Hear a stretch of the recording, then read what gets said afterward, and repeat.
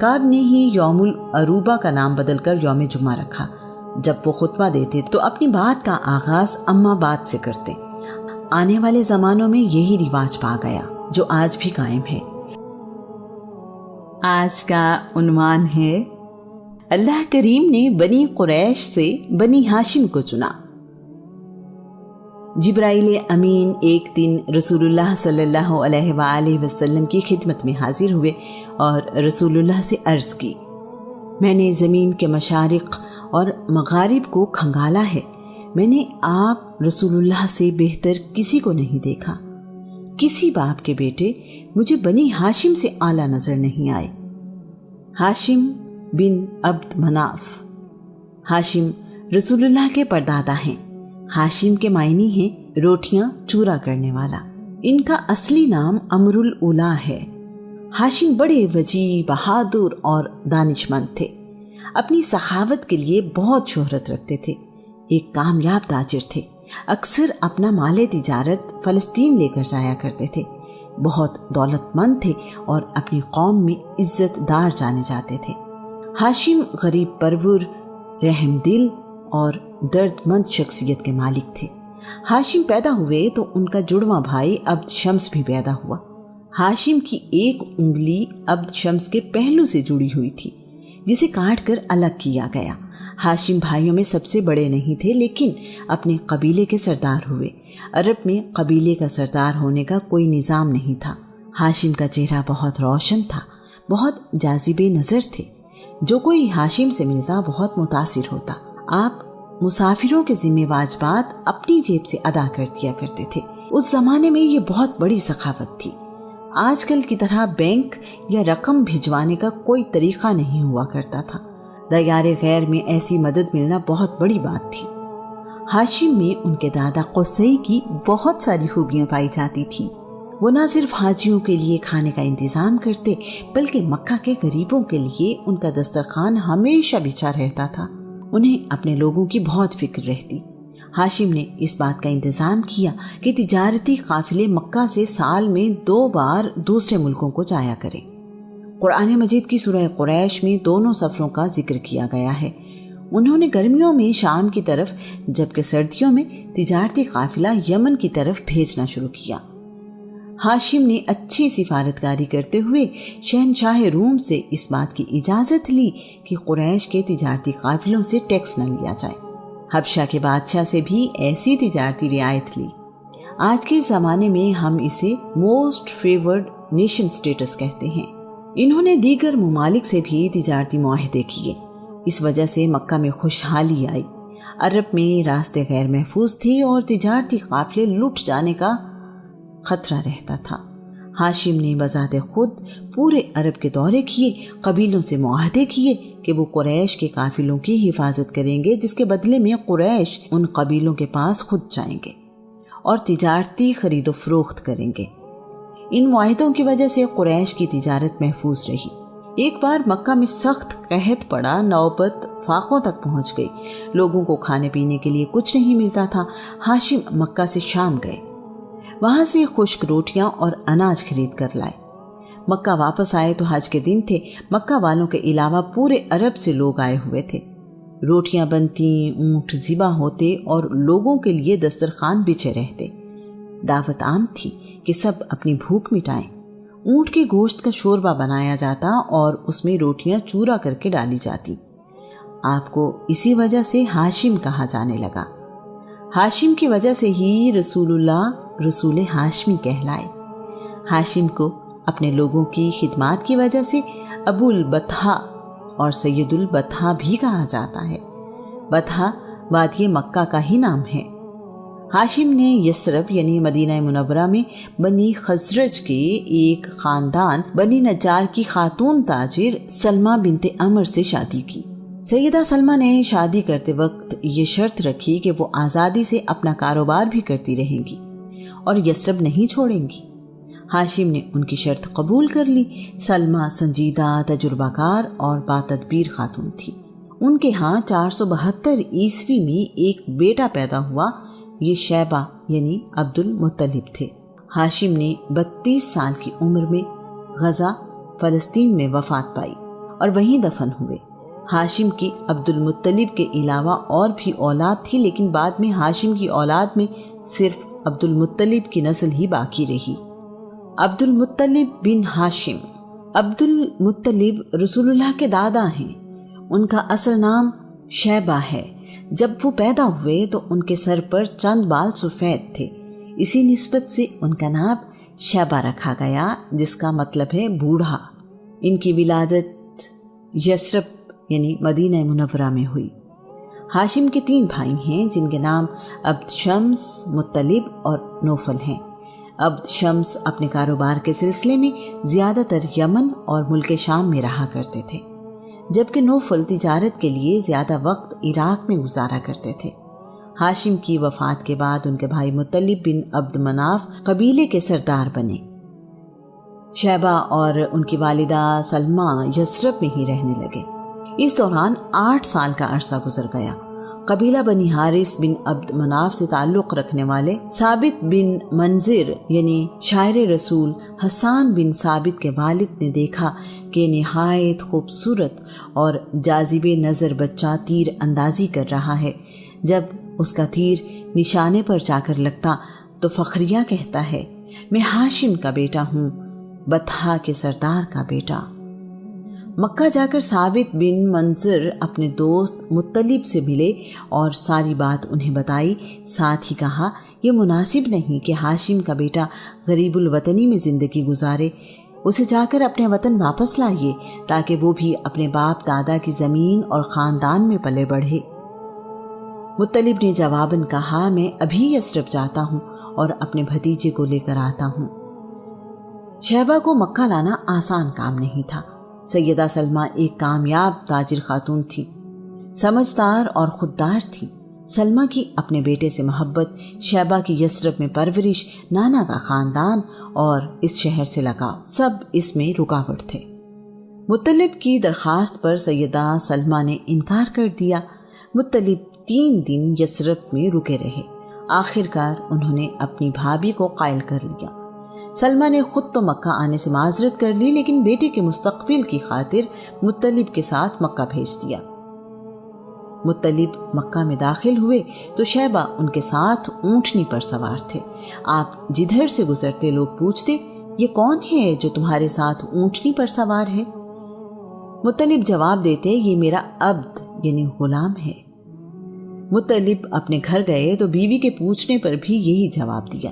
شیبہ کو نہلا دھلا کر نئے کپڑے پہنائے گئے۔ مطلب ان کو لے کر باہر آئے اور اعلان کیا، یہ شیبہ ہے، میرے بھائی ہاشم کا بیٹا۔ عبد المطلب یعنی مطلب کا غلام ایسا مشہور ہوا کہ شیبہ اسی میں گم ہو گیا۔ تاریخ انہیں عبد المطلب کے نام سے ہی جانتی ہے۔ ہاشم کی وفات کے بعد ان کی ساری ذمہ داری ہاشم کے چھوٹے بھائی مطلب نبھاتے رہے۔ عبد المطلب جوان ہوئے تو انہوں نے ہاشم کی جائیداد اور تمام مناصب اپنے بھتیجے عبد المطلب کے حوالے کر دیے۔ ہم اس بات کا ذکر ایسی زمین جہاں کوئی کھیتی باڑی نہیں میں کر چکے ہیں کہ بنی جرہم وقت گزرنے کے بعد اپنے وعدے پر قائم نہ رہے۔ انہوں نے زمزم کے چشمے پر قبضہ کر لیا۔ بنی جرہم کی حکومت تقریباً 450 سال تک مکہ پر رہی۔ مکہ آنے والے حاجیوں پر ان کا ظلم اور زیادتیاں بہت بڑھ گئیں تو اللہ کریم نے ان سے حکومت چھیننے کے انتظامات کر دیے۔ عبد المطلب سے 500 سال پہلے بنی جرہم، بنی اسماعیل اور بنی خزاعہ میں لڑائی ہوئی۔ اس وقت بنی جرہم کا سردار عمر بن حارث جرہمی تھا۔ بنی جرہم کو جب اپنی شکست یقینی نظر آئی تو انہوں نے کعبہ میں موجود نوادرات چشمہ زمزم میں پھینک دی۔ کعبہ میں موجود سونے سے بنے ہوئے 2 ہرن، قیمتی تلواریں، زرہ اور دیگر قیمتی سامان بھی چشمہ زمزم میں پھینک دیا۔ اس کے بعد انہوں نے چشمہ مٹی سے بند کر دیا۔ وہ نہیں چاہتے تھے کہ فاتح قبیلے اس چشمے سے فائدہ اٹھا سکیں۔ مکہ میں رہنے والوں کی 40 نسلیں اس دوران گزری۔ مکہ کے لوگوں کے ذہن سے زمزم کی یاد ہی مٹ گئی۔ عبد المطلب ایک رات حتیم میں سو رہے تھے کہ خواب میں کسی نے چشمہ زمزم ڈھونڈنے کو کہا۔ وہ ایسا خواب 3 رات دیکھتے رہے۔ انہوں نے 4تھی رات بھی ایسا ہی خواب دیکھا۔ عبد المطلب اپنا خواب یوں سناتے ہیں۔ میں نے خواب میں پوچھا زمزم کیا ہے؟ مجھے ہدایت دی گئی کہ زمزم آپ کے دادا اسماعیل کی میراث ہے۔ یہ پانی کا چشمہ ہے، اس کا پانی نہ تو ختم ہوتا ہے اور نہ ہی اس کی مرمت کی جاتی ہے۔ اس گھر کا حج کرنے والے اس سے پانی پیتے ہیں۔ یہ کعبہ کے اندر گوبر اور قربانی کے جانوروں کے خون کے درمیان کی جگہ میں واقع ہے، جہاں کالا کوا اپنی چونچے مار رہا ہے، چیونٹیوں کی بستی کے بالکل قریب۔ اسی خواب میں عبد المطلب سے کہا گیا یہ پانی تمہارے پینے کے لیے ہے اور تمہارے بعد تمہاری اولاد کے پینے کے لیے ہے۔ اگلی صبح عبد المطلب اپنے بیٹے حارث کو ساتھ لے کر یہاں پہنچے۔ اس وقت تک عبد المطلب کا ایک ہی بیٹا تھا۔ لوگوں نے عبد المطلب کا مذاق اڑایا۔ عبد المطلب کو احساس ہوا کہ ان کا ایک ہی بیٹا ہے تو انہوں نے 10 بیٹوں کے لیے دعا مانگی۔ کعبہ کے صحن میں جہاں جانوروں کی قربانی کی جاتی تھی اس کے قریب ہی ایک کوا مٹی میں چونچ سے کھدائی کر رہا تھا۔ اس کے پاس چیونٹیوں کا بل بھی نظر آیا۔ کھدائی کرنے کے لیے کدال ان کے پاس تھی۔ یہ کوئی آسان کام نہیں تھا۔ مکہ کے لوگ اس بات کے مخالف تھے، انہیں یہ سب بیت اللہ کی بے حرمتی لگتا تھا۔ عبد المطلب نے کسی کی پرواہ نہ کی اور اپنے بیٹے کے ساتھ کھدائی شروع کر دی۔ نرم مٹی ختم ہوتے ہی یہ کام اور بھی مشکل نظر آنے لگا۔ ایسا لگتا تھا کہ یہ کوشش بے معنی ہے۔ جب کھدائی کافی گہرائی تک ہو چکی تو پانی کی وجہ سے زمین کی سطح گیلی نظر آئی۔ قریش کے باقی قبیلے کامیابی قریب دیکھتے ہوئے مطالبہ کرنے لگے کہ پانی کا کنواں ہم سب کے باپ کا ہے، اس میں ہمیں حصہ دیا جائے۔ عبد المطلب نے صاف انکار کر دیا۔ انہوں نے کہا یہ اللہ کا مجھ پر انعام ہے، میں کسی اور کو اس میں شریک نہیں کروں گا۔ جھگڑا زیادہ بڑھا تو طے پایا کہ ہم کسی سے فیصلہ کروا لیتے ہیں۔ لڑائی سے بچنے کا واحد راستہ یہی تھا۔ قبیلہ بنی سعد بن حزیم کی کاہنہ کو حکم بنایا گیا۔ وہ ملک شام کی سرحد کے قریب رہتی تھی۔ اس تک پہنچنے کے لیے ایک لمبا اور صبر آزما سفر تھا۔ عبد المطلب اور قریش کے باقی قبیلوں کے نمائندے اس سفر پر نکل پڑے۔ 20 لوگ عبد المطلب کے ساتھ اور 20 لوگ دوسرے فریق کے ساتھ تھے۔ اس قافلے میں 40 لوگ شامل تھے۔ راستے میں عبد المطلب اور ان کے ساتھیوں کا پانی کا ذخیرہ ختم ہو گیا۔ پیاس نے تنگ کیا تو دوسرے فریق سے پانی مانگا۔ انہوں نے پانی دینے سے انکار کر دیا۔ یہ بڑی ہی پریشان کن صورتحال تھی۔ پیاس کی شدت موسم کی وجہ سے بہت زیادہ تھی۔ سفر جاری رہا۔ کچھ دیر بعد دوسرے فریق کا پانی کا ذخیرہ بھی ختم ہو گیا۔ اب صحرا میں زندگی کی امید نہ ہونے کے برابر تھی۔ وہی قیام کیا گیا۔ اگلی صبح جب سفر کے لیے اونٹوں کو اٹھایا گیا تو عجیب ماجرا ہوا۔ عبد المطلب کے اونٹ کے پاؤں کے نیچے سے پانی کا چشمہ ابل پڑا۔ سب حیران تھے کہ صحرا میں پانی کا چشمہ۔ عبد المطلب اور ان کے ساتھیوں نے اپنی پیاس بجھائی۔ باقی راستہ طے کرنے کے لیے اپنے مشکیزے بھر لیے۔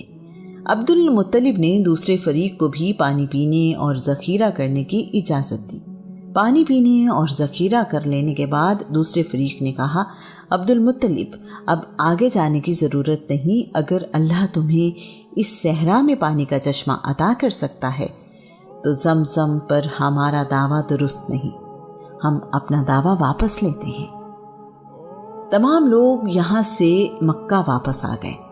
عبد المطلب نے واپس آ کر چشمہ زمزم کی کھدائی دوبارہ شروع کر دی۔ چشمہ ظاہر ہو گیا تو ایک نئے جھگڑے نے سر اٹھا لیا۔ اس چشمے سے ملنے والے نوادرات، تلواریں اور سونے کے ہرن اب لڑائی کی وجہ تھے۔ فیصلہ ہوا کہ فریقین کے درمیان فال نکالی جائے۔ فال میں جو فیصلہ ہو وہ سب کو منظور ہوگا۔ کعبہ کے فال نکالنے والے کو یہ ذمہ داری دی گئی۔ تیروں پر کعبہ، عبد المطلب اور دوسرے قبیلے لکھ دیے گئے۔ زرد رنگ کے 2 تیر کعبے کے لیے، سیاہ رنگ کے 2 تیر عبد المطلب کے لیے اور سفید رنگ کے 2 تیر قریش کے لیے تھے۔ کعبہ کے لیے فال نکالی گئی تو فال سونے کے ہرنوں پر نکلی۔ سونے سے بنے ہوئے ہرن کعبہ کی ملکیت ہو گئے۔ باقی قوم کے لیے فال نکالی گئی تو تیر خالی نکلے۔ عبد المطلب کے لیے فال نکالی گئی تو نواد رات پر نکلی۔ عبد المطلب نے سونے سے بنے ہوئے ہرن پگھلا کر اسے کعبہ کا دروازہ بنوایا۔ یہ پہلا موقع تھا کہ کعبہ کا دروازہ سونے سے بنایا گیا۔ عبد المطلب پہلے شخص تھے جو مکہ سے 5 کلومیٹر دور غار حرا میں جا کر عبادت کرنے لگے۔ آپ ماہ رمضان کا چاند نظر آتے ہی غار حرا میں تشریف لے جاتے، سارا مہینہ عبادت اور تنہائی میں گزارتے تھے۔ عبد المطلب بھی حنیف یعنی ایک خدا کی عبادت کرنے والے تھے۔ عبد المطلب بہت سخی تھے، ان کی دعا رد نہیں ہوتی تھی۔ عبد المطلب کا چہرہ بڑا روشن اور نورانی تھا۔ جب قریش کو قحط سالی کا خطرہ ہوتا تو عبد المطلب کے وسیلے سے بارش کی دعا مانگا کرتے، اللہ کریم بارش عنایت فرماتا۔ آپ کے چہرے سے خیر اور برکت نمایاں تھی، ان کے جسم سے خوشبو آیا کرتی تھی۔ عبد المطلب دراز قد اور خوبصورت رنگ و روپ کے مالک تھے۔ آپ لڑکیوں کو زندہ دفن کرنے والوں کو سختی سے روکتے، آپ چور کے ہاتھ کاٹ دیتے تھے۔ عبد المطلب ایک روبدار شخصیت کے مالک تھے۔ عرب کے بڑے بڑے سردار ان کے سامنے باادب رہا کرتے تھے۔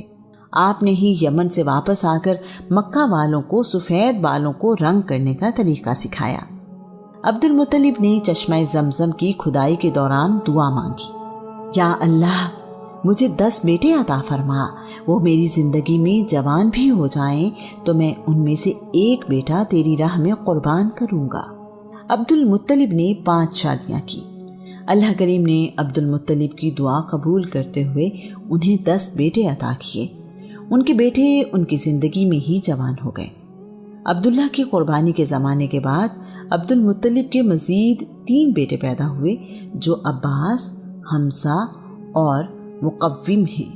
عبد المطلب کے بیٹے حارث بن عبد المطلب، قاسم بن عبد المطلب، زبیر بن عبد المطلب، ابی طالب بن عبد المطلب، مصعب بن عبد المطلب، ابو لہب بن عبد المطلب، زرار بن عبد المطلب، غیداق بن عبد المطلب، حجل بن عبد المطلب، عبداللہ بن عبد المطلب، عباس بن عبد المطلب، حمزہ بن عبد المطلب، مقوم بن عبد المطلب۔ عبد المطلب کی بیٹیاں ام حکیم بیضہ بنت عبد المطلب، عاتکہ بنت عبد المطلب، امیمہ بنت عبد المطلب، عروہ بنت عبد المطلب، برہ بنت عبد المطلب، صفیہ بنت عبد المطلب۔ ابن سعد کے مطابق جناب عبد المطلب کے 13 بیٹے ہیں۔ رسول اللہ کے باپ دادا اعلیٰ روایات، ظرف، خوبیوں اور کمالات کے مالک ہیں۔ دنیاوی اعتبار سے بھی بہترین خاندان ہے۔ اللہ کریم نے اپنے رسول کو بہترین لوگوں کی نسل سے پیدا کیا۔ اپنے ہم عمر بچوں کے ساتھ کھیلتا ہے۔ رسول اللہ کے چچا حمزہ آپ کے ہم عمر ہیں۔ جناب حالہ سے عبد المطلب کی ایک بیٹی صفیہ بنت عبد المطلب بھی ہیں جو رسول اللہ سے 2 سال چھوٹی